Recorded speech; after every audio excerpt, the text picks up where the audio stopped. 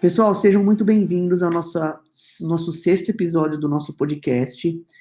Só para vocês lembrarem, esse é o nosso podcast que chama Café com Fertilidade, e esse é o nosso sexto episódio. E hoje a gente trouxe uma história realmente incrível, uma história que eu fiquei muito feliz quando a paciente topou em contar um pouquinho da história dela, que é uma história de uma luta aí, tanto médica quanto da paciente. E eu acho que vocês vão gostar bastante, né? Uma história bem diferente. Vocês vão ver que uma parte da história desta paciente é um pouco do campo da pesquisa dentro da reprodução humana, e aí vocês vão gostar bastante. Bom, queria dar boas-vindas para a Alessandra. Alê, tudo bem? Tudo bem, doutor Luiz? Tudo jóia. Ale, muito obrigado por aceitar o nosso convite, né, para gravar esse podcast. Esse é o nosso podcast que a gente chama de paciente para paciente. Então, vão ser acho que 10 ou 11 episódios, talvez 12 episódios, que são histórias de pacientes que fizeram tratamento e contaram um pouquinho do resultado delas. Então, para a gente começar nosso podcast, Ale, eu queria que você se apresentasse, falasse quem você é, onde você nasceu, um pouquinho, sem contar da parte médica ainda, tá? Que você falasse um pouco da Alessandra pela Alessandra. Certo. Meu nome é Alessandra, tenho 34 anos, nascida na São Paulo, capital. Hoje, atualmente, trabalho por conta Tá, e sou uma portadora dessa síndrome rara. legal. Tá bom, então essa é a Alessandra. Que bairro que você mora, Ale? Itaquera, Zona Leste. Taquera, beleza. Ale, queria que você começasse a falar um pouco do seu diagnóstico. Então, a Ale é uma paciente nossa, né, do Baby Center, minha paciente, e ela descobriu uma síndrome que chama Síndrome de Mayer-Rokitansky. Então, eu queria que você falasse um pouco como você descobriu, Lê, lá no comecinho, como que foi seu desenvolvimento mama, a pilificação, tudo, e como que você descobriu a síndrome. Certo. Eu descobri a síndrome com 15 anos. Eu havia me desenvolvido normalmente, os seios, pelos pubianos, tudo normal. Porém, eu sentia muita cólica. E daí minha mãe foi vendo que eu não menstruava e resolvemos averiguar. Começamos uma averiguação de 14 para 15 anos, onde eu fiz uma bateria de exames e na ressonância magnética foi detectado que eu havia nascido sem útero e não tinha o canal vaginal. A partir desse momento, para mim, o mundo acabou, foi bem complicado. Foi uma luta constante, diária, para mim aceitar essa síndrome, e até então não tínhamos conhecimento dessa síndrome, não sabíamos que existia, não conhecia ninguém, e ficamos num mundo meio perdido, tanto eu quanto minha mãe. Fizemos todos os procedimentos com acompanhamento médico, os exames. Eu fiz a cirurgia da reconstrução do canal da vagina em 2003. Eu tinha 17 anos. Certo. Foi uma cirurgia um pouquinho dolorida. Foi uma cirurgia um pouquinho dramática mesmo para a recuperação, mas foi um sucesso. Foi um alívio para mim, de uma parte, e ainda continua a tristeza por eu não poder gerar um filho. Foi a pior parte de saber disso. Lê, deixa eu te perguntar uma coisa. Nesse começo, nessa bateria de exames, então, deixa eu ver se eu entendi bem, só para a gente deixar claro para os pacientes aqui. O primeiro sinal, então, é não vir da menstruação, né? Vem todos os sinais ali e a paciente não menstrua. É isso? Isso, Certo. exatamente. E deixa eu te perguntar uma coisa. No começo dos exames, a parte médica, tem alguém ali, algum médico que confundiu ou falou que era outra síndrome, ou foi uma coisa fácil, assim, de fazer o diagnóstico? Não foi fácil porque eu tive que passar em alguns médicos para poder conseguir achar o especialista. Outros ginecologistas que eu fui os primeiros não tinham conhecimento, me passaram anticoncepcional, falando que iria resolver, e eu Tá. tomei anticoncepcional e não tinha resultado nenhum. E as cólicas continuavam.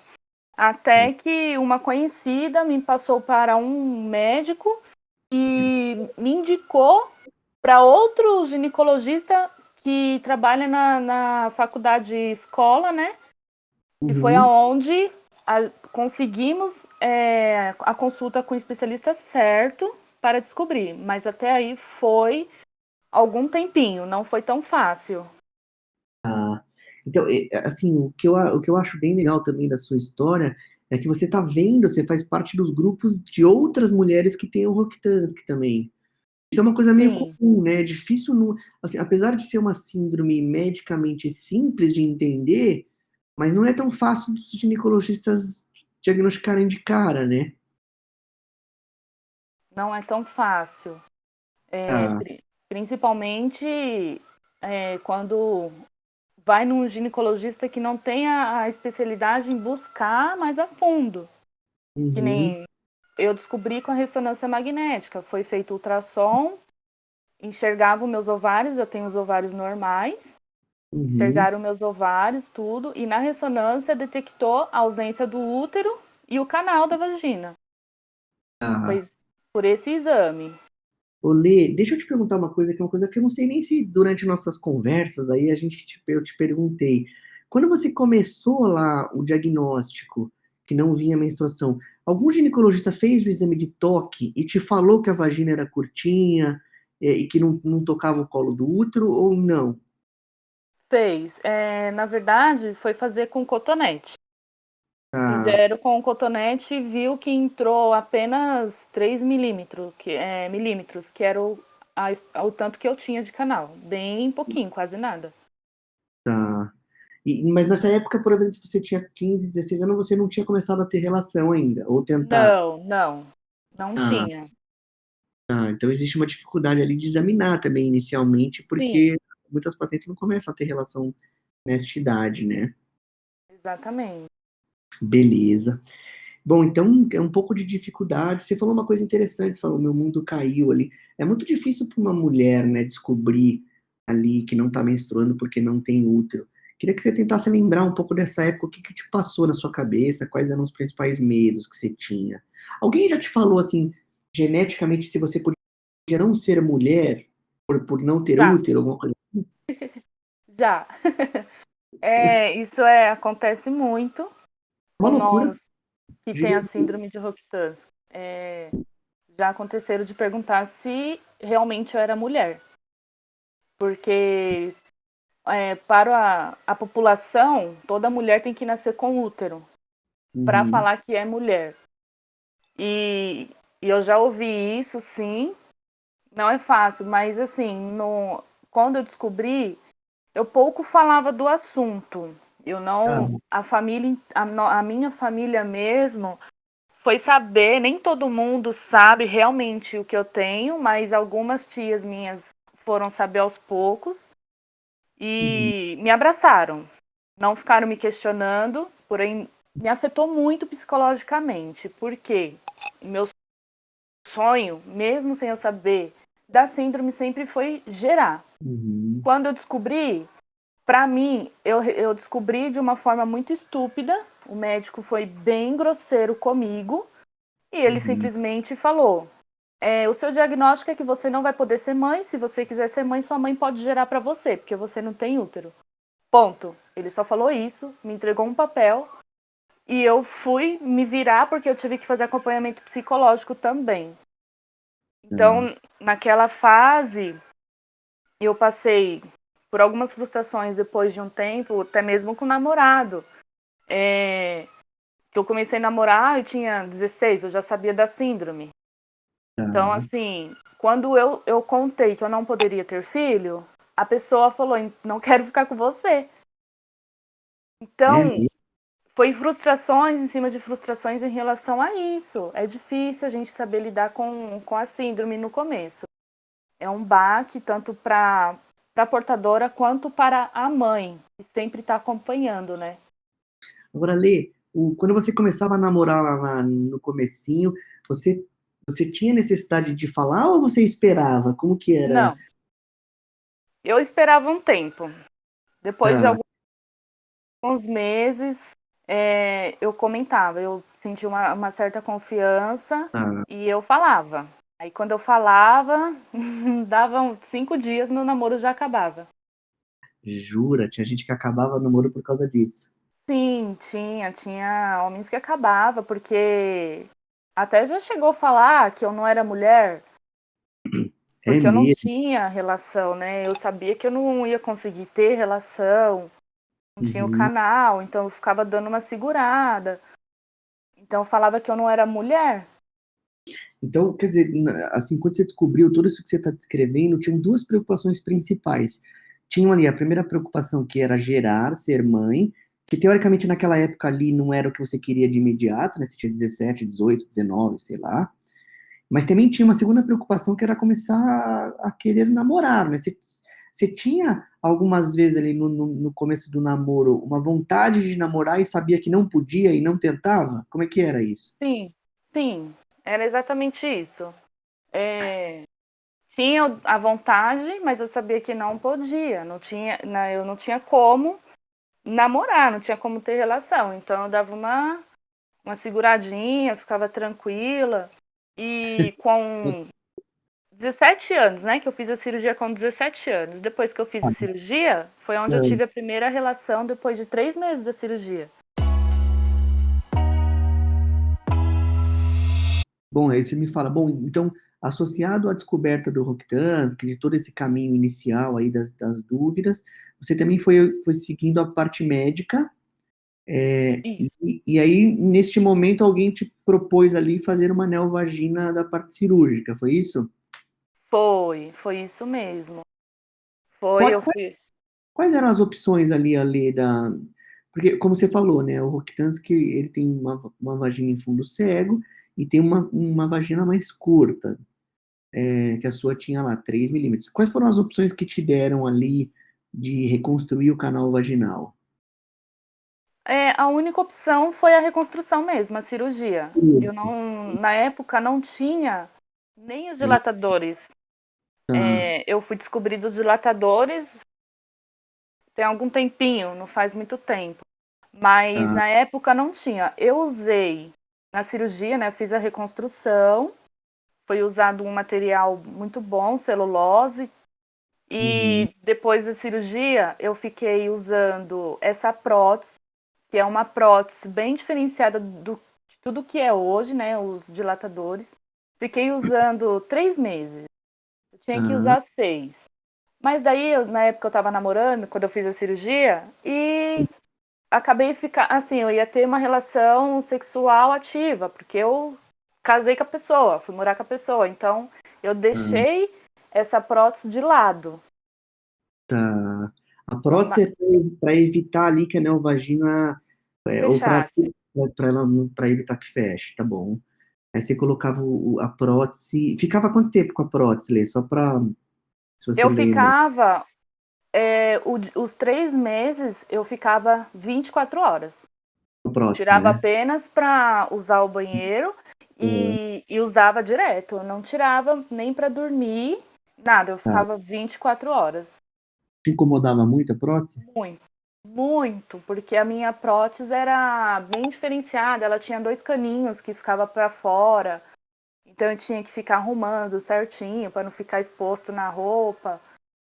Então me incomodava muito, porque quando ela também murchava, para eu tirar, doía. Ela vinha Ah, com uma válvula que eu tinha que ficar enchendo sempre. uhum, Então me machucava bastante. Era um desconforto total. tá.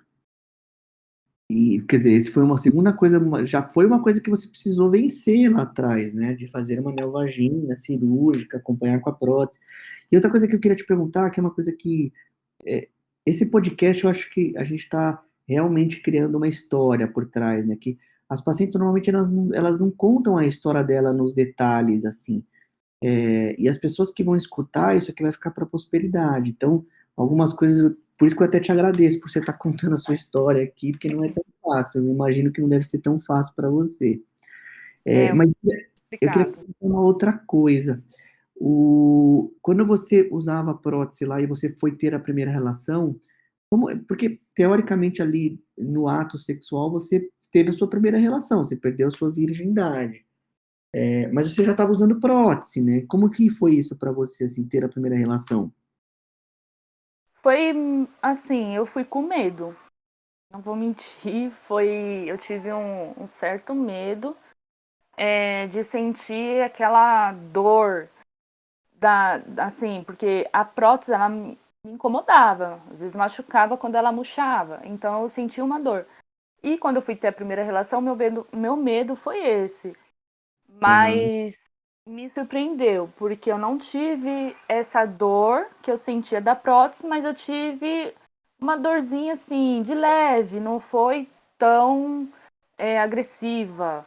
Foi uma dorzinha que é normal. Hoje em dia a gente fala que é normal. Sangrou, tá. mas os médicos falam que é normal, né? Sangrar. Aham, sangue um pouquinho, né? O seu parceiro na época era seu marido, você já tinha casado com ele. Sim, Ah, ele sabia, não, da síndrome? Você já tinha falado pra ele. sim, sabia. E aí, nessa primeira relação, ele também estava preocupado? Como é que ele estava? Você lembra Ele disso? foi com calma, lembro, foi com calma, foi atencioso. Aham. E o mais incrível é que eu consegui sentir prazer, Ai, que legal. que é uma coisa que, Algum... assim, eu fiquei com medo, eu poderia ter nem sentido prazer pelo medo, Ah, mas eu senti o prazer. E para mim foi gratificante, porque eu vi que foi feito com um sucesso, tava tudo certo. tá. Ou seja, você teve uma dificuldade inicial ali de iniciar a vida sexual, mas depois que iniciou foi tudo bem. Foi, tudo bem, aí foi tudo tranquilo. Legal. Bom, beleza. Então a gente entendeu, eu entendi bem sua fase inicial aí, quer dizer, você descobriu, como você descobriu a síndrome, você já falou, a dificuldade dos exames iniciais. Você chegou a fazer cariótipo na época, Lê? Já chegaram a confundir com outras síndromes genéticas, não?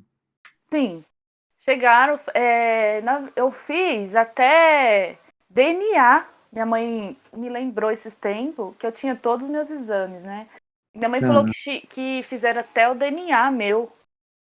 O cariótipo também foi feito, tá, porque eu não lembro qual o motivo desse DNA. Minha mãe me explicou, mas eu não consigo lembrar. tá. Mas suspeitaram realmente de eu ser um outro ser. Não sei, hermafrodita que fala, não sei. Sim, legal. Mas aí, quer dizer, os exames vieram normais, o cariótipo veio normal, a pesquisa de início Normal. veio normal, tá, Foi perfeito. tudo normal.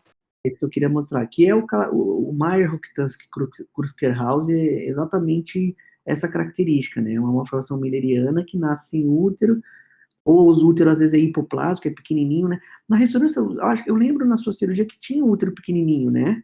Isso.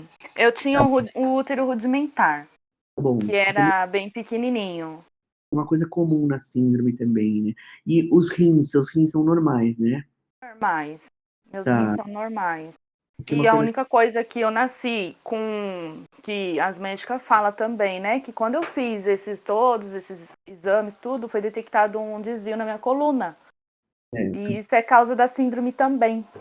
uhum, é. Inacreditável, mas mexe até com a coluna. Sim, sim. E algumas pacientes com Rokitansky têm rim único também, não é uma coisa incomum, né? De vir associado com a síndrome. Exato. E algumas também não têm nem os ovários, né? Tem algumas pacientes que têm. Sabe uma coisa que é muito comum em Rokitansky? Quando você faz o ultrassom transvaginal e não vê o ovário é alto. E aí não dá para ver no exame, ele fica meio escondido. Então muita gente acha que não tem ovário, mas o ovário é alto. Ah, então é interessante isso. Tem médico que não conhece. É, Por isso que ainda temos um sofrimento em relação às novas, às novas meninas que descobrem, né? Recentemente, assim, às vezes tem muitas dúvidas porque tem médicos que não vai além, não entende muito bem. temos um longo caminho, né? Isso. Temos um longo caminho. Bom, no finalzinho você me fala aí quais são as suas ações. Eu sei que você está participando de várias coisas, mas acho que vamos. Queria muito escutar a sua história toda. Beleza. Bom, então quer dizer, você fez o diagnóstico, teve toda uma história genética, teve até uma dúvida de alguns médicos, dúvidas de alguns namorados, que eu achei bem interessante. Você tomou coragem de fazer a neovasina cirúrgica, teve a primeira relação, então a vida da Lê estava toda estruturada ali. Mas faltava aí o seu desejo de engravidar. E me conta um pouco como foi essa história. Sim. Depois que eu me livrei da prótese, eu fiz um acompanhamento psicológico por um tempinho e parei. Eu só Tá, fui, depois de muitos anos, a encontrar meninas, né, com a mesma síndrome. Só que até eu encontrar essas meninas, eu sempre sofri por não poder gerar. E eu sempre via grávida, eu sempre vendo minhas primas engravidando, tia engravidando, e eu falava, por que só eu, gente? Por que só eu da família? E a família crescendo, e eu ficava me martirizando. Quando eu encontrei outras meninas, que foi pelo Facebook, que eu uhum, coloquei o nome da síndrome, do nada eu falei, deixa eu ver se existe alguém, né, no mundo com isso. Até então eu achava que era só eu que tinha no mundo isso. Entrei no Face e encontrei o Facebook, que é a Márcia que administra. Eu sim, conversei um pouco com ela, ela me ajudou muito e me colocou nesse grupo, onde é um grupo de meninas que de todo lado do mundo que tem a síndrome. E foi aonde eu abaixei um pouco a guarda. Não me aceitava ainda, mas eu abaixei um pouco essa tristeza, essa adrenalina de sempre ficar pensando por que eu. E até que eu fui sabendo lidar mais com a síndrome, eu aprendi a conviver com ela e eu aprendi a falar sobre ela, porque eu tinha vergonha. Tinha muita vergonha, nem todas amigas minhas hoje sabe, né? Devido ao meu processo que eu vou contar à frente. Mas aham, antes eu mentia, eu falava que eu menstruava, tô com cólica, tô menstruada, simplesmente para não me sentir inferior. A realidade era essa. Eu queria ser igual. Por que eu vou uhum, falar que eu não menstruo? Que vergonha, vão ficar me perguntando as coisas. E eu parei de fazer isso depois que eu conheci as outras meninas. Eu falei, nossa, eu uhum, não sou só eu no mundo, tem várias. Então eu vou lidar com isso. Foi onde eu parei de falar que eu menstruava, por vergonha, fui me aceitando. E hoje eu me aceito bem melhor. Não me aceito ainda 100%, mas eu me aceito melhor. boa. E interessante isso que você falou, e você chegava a falar para as pessoas que menstruavam que menstruava só para não criar mais perguntas, é isso? Exatamente, Interessante. exatamente. E você vê quando a gente pega a incidência de Roctans, que é 1 a cada 4.000 mulheres, 4.000, 5.000 mulheres. Ou seja, 5.000, não é uma síndrome muito rara, né? não. Hoje Tem em dia bastante gente que tem. tem mulheres, muitas mulheres de todos os lados que têm a síndrome. É isso aí. Beleza, bom, e aí faltava isso, né? Você descreveu da história da menstruação, todo mundo engravidava. Você achou a Márcia, então, isso foi uma coisa interessante que você falou. Você achou um grupo, né, de pessoas comuns. Eu acho que o Facebook tem essa facilidade, Facilidade. né?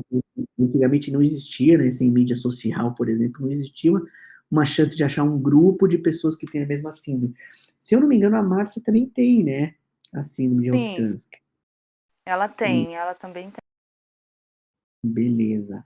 E aí você achou o grupo, começou a participar do grupo, começou a conversar com as meninas, e aí, como foi evoluindo isso? E eu fui bem acolhida, né? Já havia muitas meninas que eu fiquei até é, chocada. Eu falei, nossa, quantas integrantes tem nesse grupo? Fui Quantos tem? muito bem acolhida. É porque o WhatsApp, ele só limita 200, né? Ah, mas ali no Mas grupo do Facebook tem quantos? tem... Ai, tem bastante, viu? Eu não sei o total aqui agora, mas tem bastante. Tem muitas. E cada vez É, mais vai aparecendo, sabe? Porque assim, ela sente confiança quando a gente publica algo da síndrome, quando falamos algo. Então acaba sentindo confiança e acaba falando que elas também são portadoras. ah. Legal. Existe isso também, a confiança de você pegar em alguém para poder falar.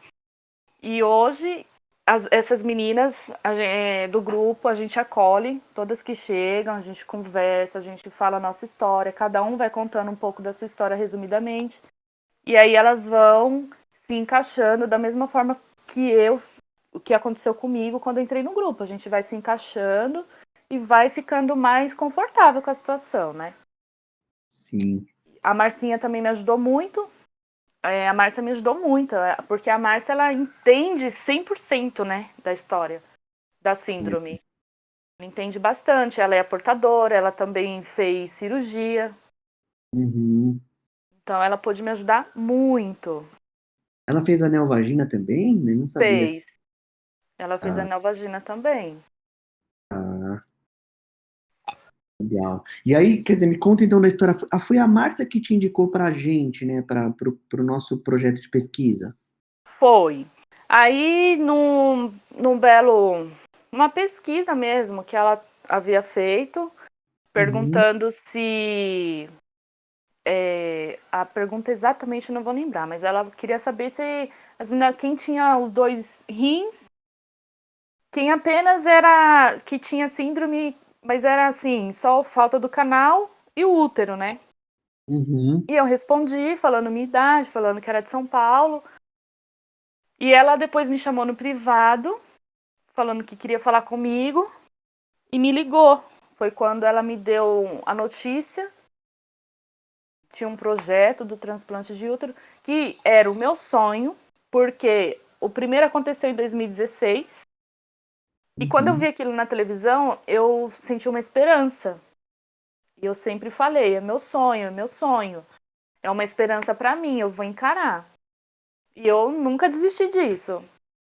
Quando a Marcinha me ligou para falar, contar sobre o projeto, se eu aceitava, se eu tinha interesse, eu logo de cara já falei, quero, tenho interesse, eu quero muito participar.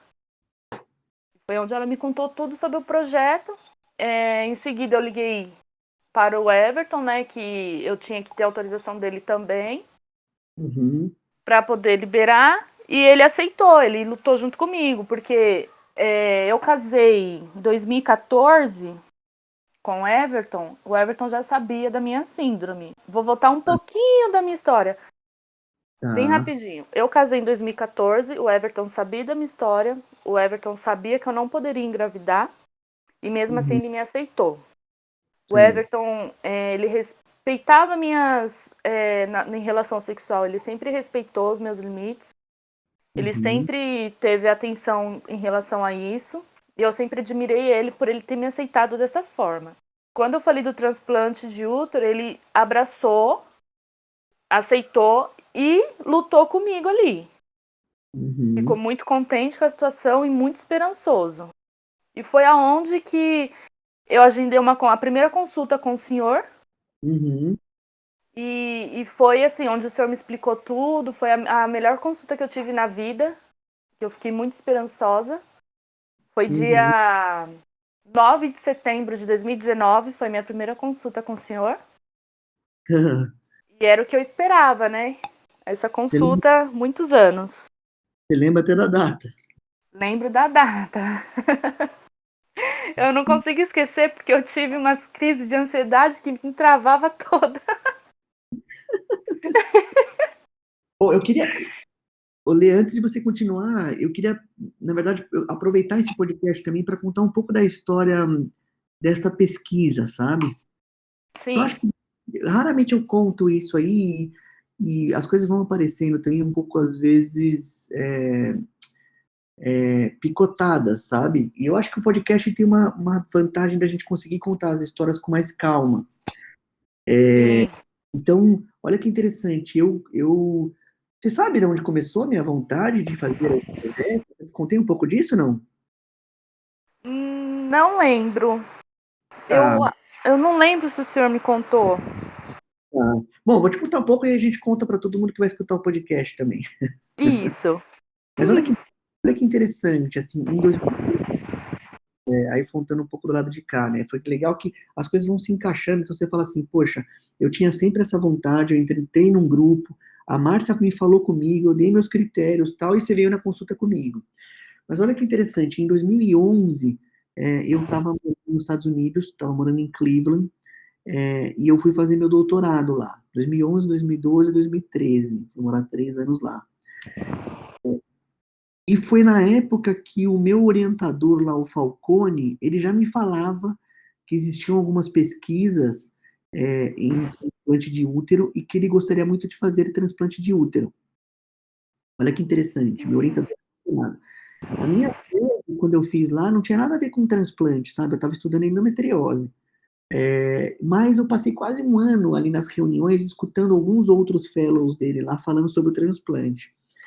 E eu fiz até algumas anastomoses com ele. A gente fez o primeiro transplante de ovário feito por robô no mundo. A gente até ganhou um prêmio com isso. Eu estava na mesma pesquisa, estava com ele na cirurgia. Legal. E aí as coisas foram evoluindo, tudo. E eu, quando voltei em 2013, aí qual que é a história do transplante? Assim, em 2010, foi o primeiro transplante feito em animal de útero com sucesso, que foi na Suécia. E aí depois as coisas foram evoluindo, foram evoluindo. Em 2014, nasceu o primeiro bebê de transplante de útero no mundo, 2014, que foi na Suécia também, que foi o Brownstein.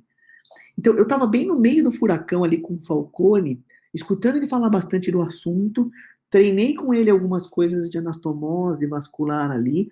Quando eu voltei para o Brasil, eu falei, poxa, eu preciso trazer essa ideia para o Brasil, de fazer transplante de útero.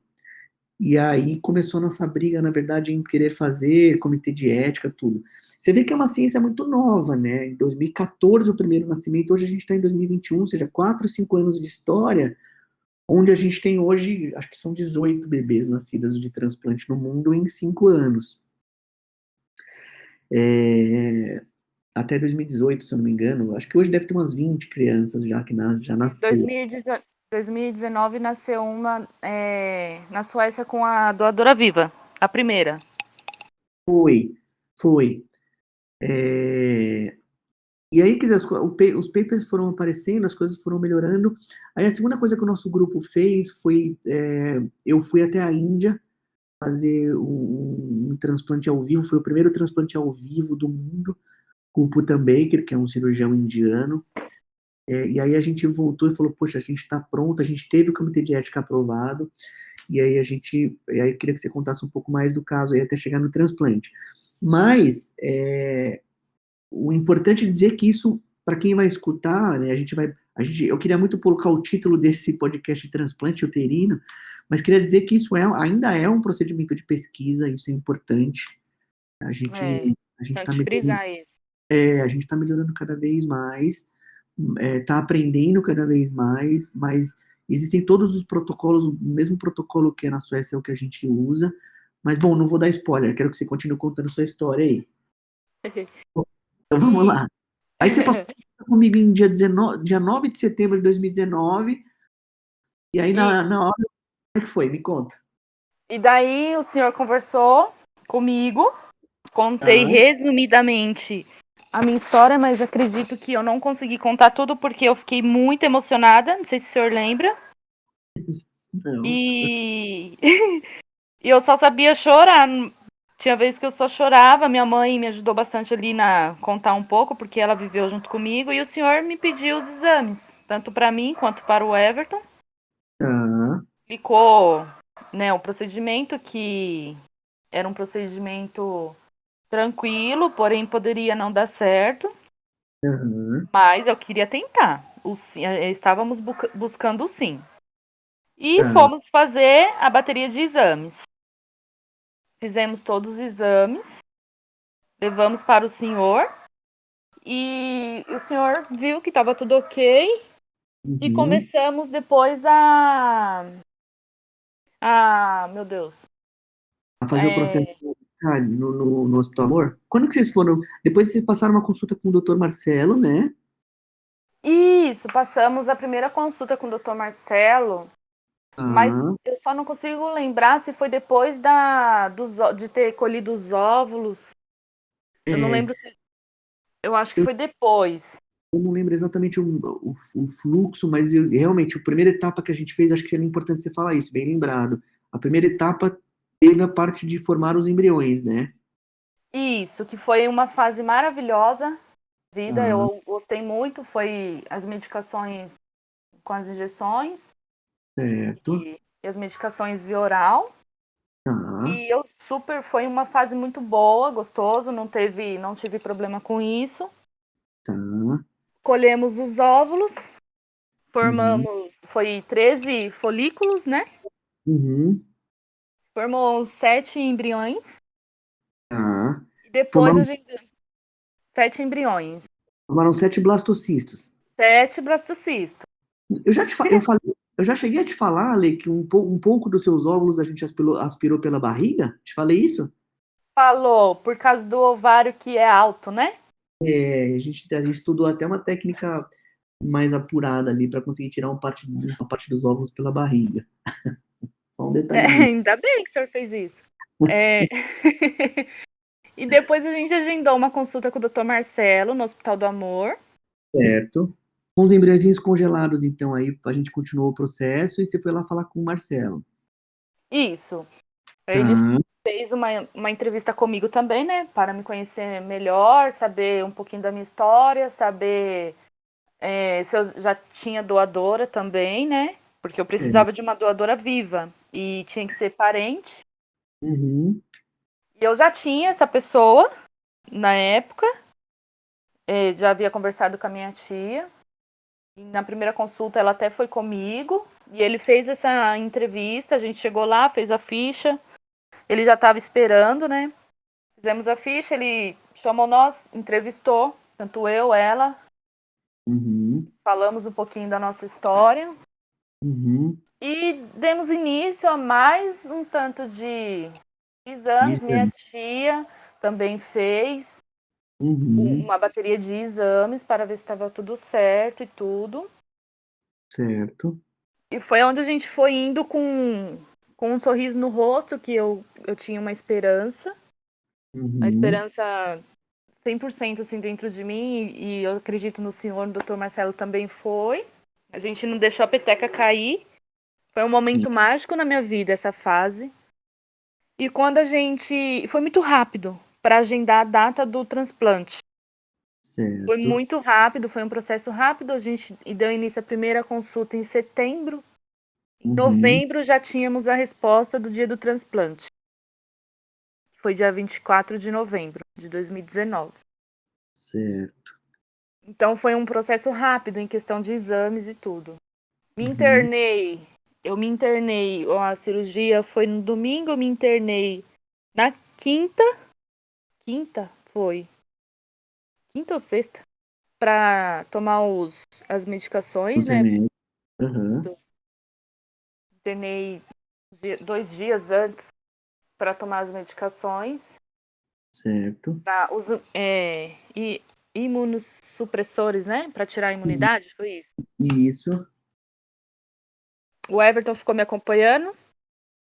Coloquei um Tá. catéter, que foi uma sensação muito ruim, medo, mas deu tudo certo. Eu não.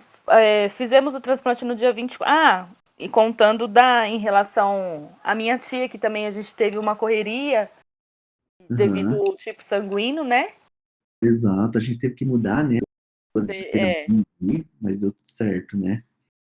tivemos que mudar, mas graças a Deus deu tudo certo. Consegui a outra tia, que era o mesmo tipo sanguíneo, e ela Uhum. aceitou. E fizemos o transplante no domingo. Uhum. Na segunda, eu estava super bem, Tá. não sentia dor, não tive Uhum. dor nenhuma em relação ao corte, ao processo. Eu fiquei muito bem. E Tá. até o doutor Marcelo falou que eu era forte, que ele se surpreendeu que eu saí, que eu fiquei em observação na UTI, que eu saí bem, estava até almoçando e rindo. E foi na segunda-feira de noite que eu comecei a ter a diarreia. Tá. O primeiro Chegou, sinal de diarreia, né? Isso. Eu Ah, comecei a ter uma diarreia assim descontrolada e o doutor Marcelo fazia biópsia 2 vezes no dia para poder acompanhar.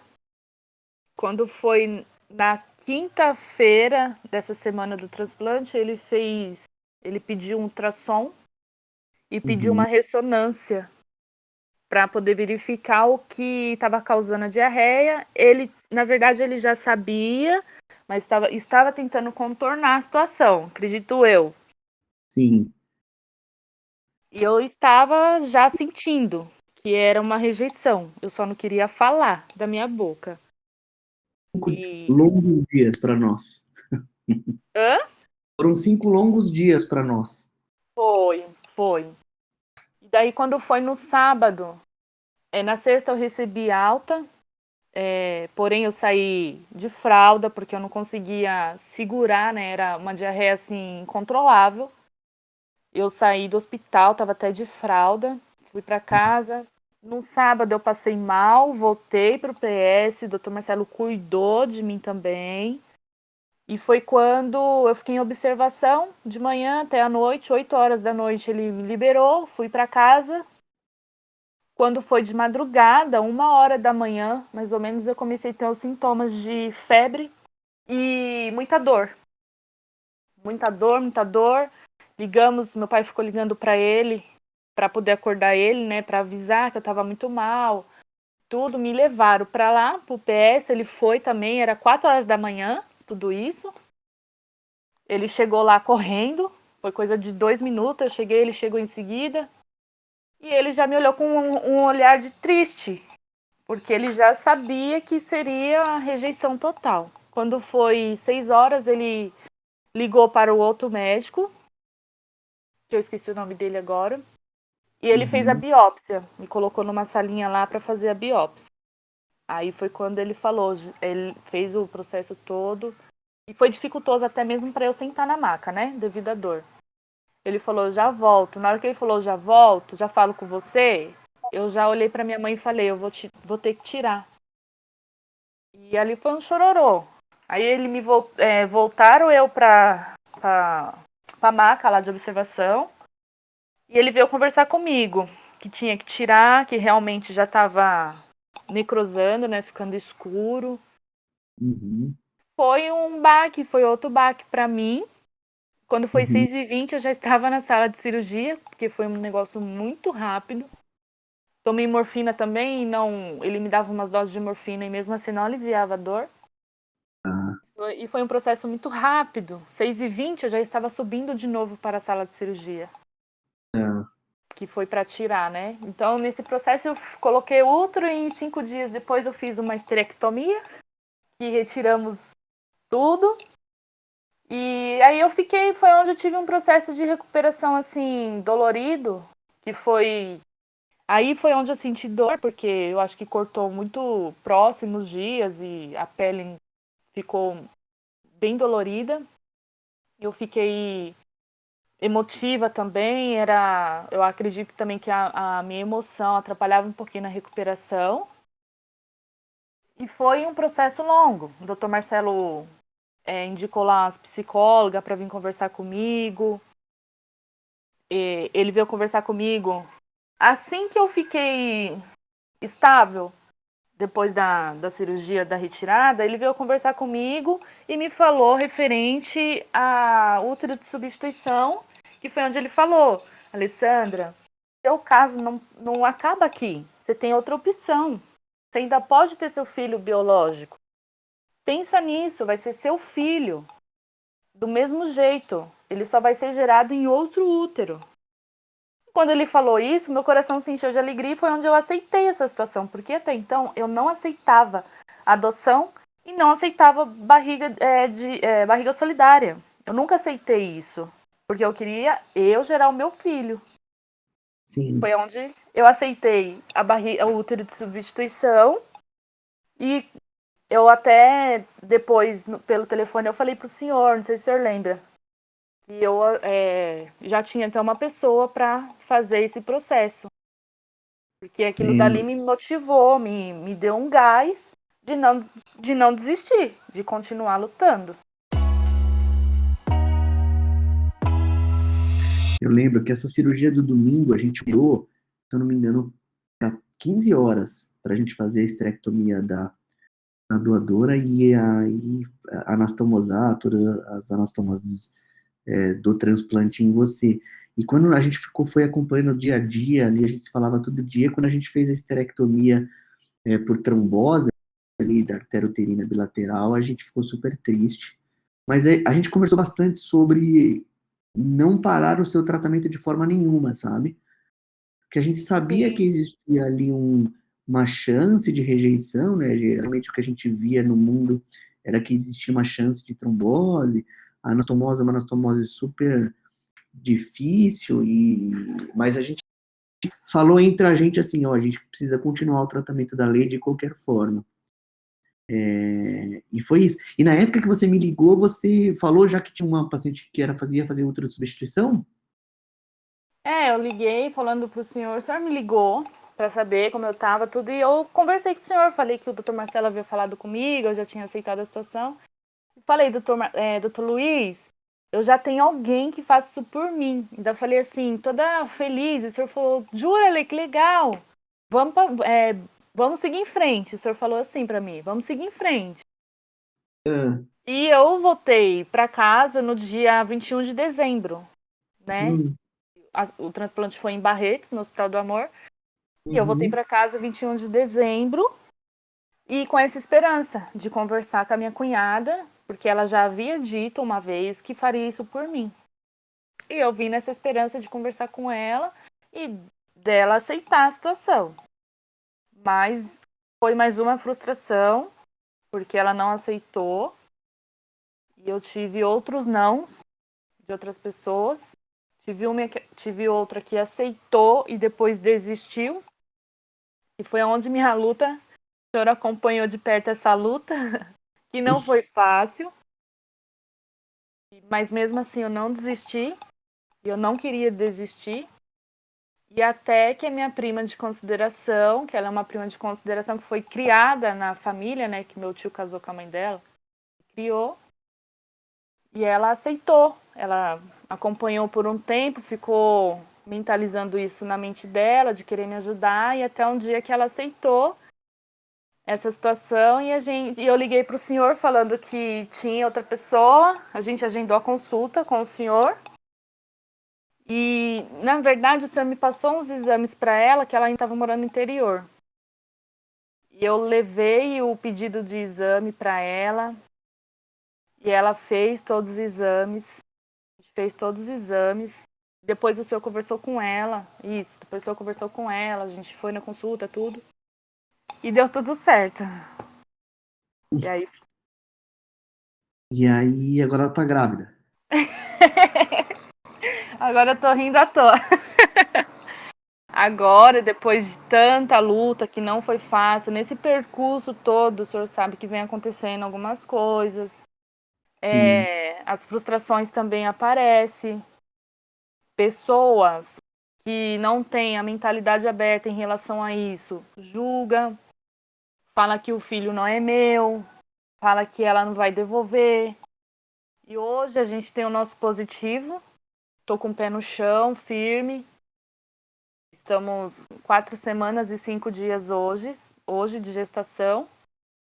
Mas eu estou com o pé no chão ainda, porque é recente, ainda pode acontecer algo, alguma coisa. Claro que a gente pensa que não acontecer, mas pode acontecer, né? E graças a Deus veio o nosso positivo de primeira. Foi colocado 2 embriões e veio positivo de primeira tentativa. Graças a Deus. Legal. Bom, eu acho que é uma história muito legal, né? Eu fiquei muito feliz quando você topou. Eu acho que ficou um podcast bem interessante, porque a gente falou do começo ao fim, sem falar muita coisa técnica e sem correr muito. O final do. Eu sabia do beta, né? Claro que faz pouco tempo que a gente teve o beta. Se Deus quiser, vai dar tudo certo, a gestação vai evoluir, a gente vai realmente ter uma história do início ao fim aí, que vai ser uma história muito legal. Eu conheço todos esses nãos que você teve no caminho, você não desistiu, né? Apesar da gente ir tomando as pancadas da vida, aí você foi chorando, mas foi levantando a cabeça, foi em frente e, Isso. essa conversa nossa vai ajudar muita gente. A gente também pretende continuar essa luta.